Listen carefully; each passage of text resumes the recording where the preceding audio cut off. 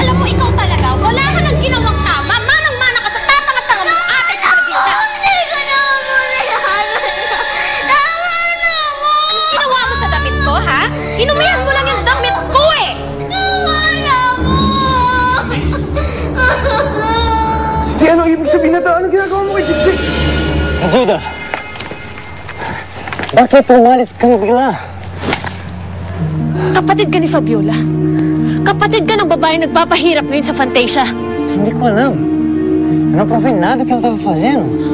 Ikaw ay nagsisinungaling, Casmir. Alam ko na kung bakit mo kinakailangan ng Diyos.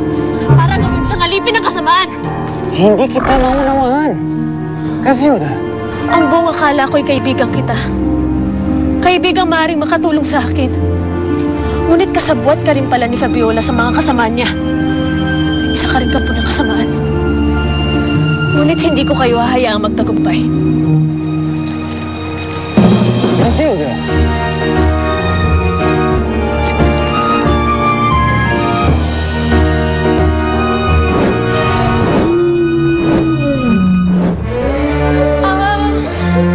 Ano kasi,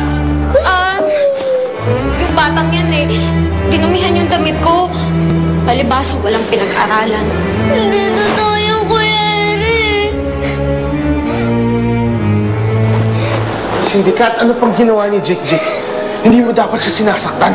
Sorry, Eric, hindi ko naman sinasadya.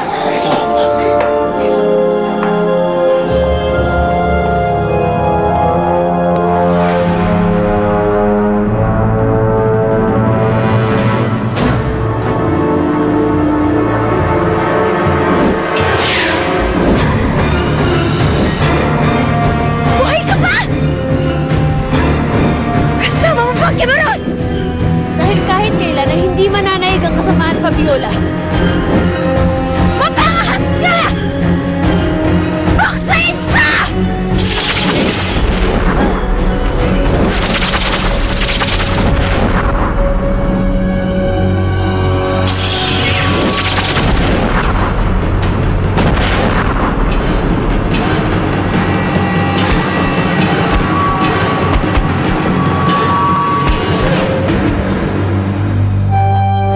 Nala, ano nangyayari sa labas? Asan mga kawal? Fairy Godmother, narinig namin sa mga kawal. Dumating daw ang Kimaros, lulan si Grazielda. Buhay si Grazielda. Batid ko na hindi niya hahayaang maghari ang kasamaan.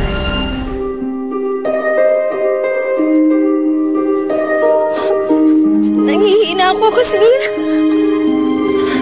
Akala ko ba'y napaamo mo na ang Kimaros? Bakit mo siya dinala dito nang hindi ko pa siya napaghahandaan? Alam mo naman na siya lang ang kahinaan ko. Hindi ko alam na dito ang tuwa ni Grazielda. Kakilala kayo ni Grazielda? Sumuko ka na lamang, Fabiola. Tapusin mo na ang paghahasik mo ng lagim sa Fantasia. Hindi ako papatalo sa'yo!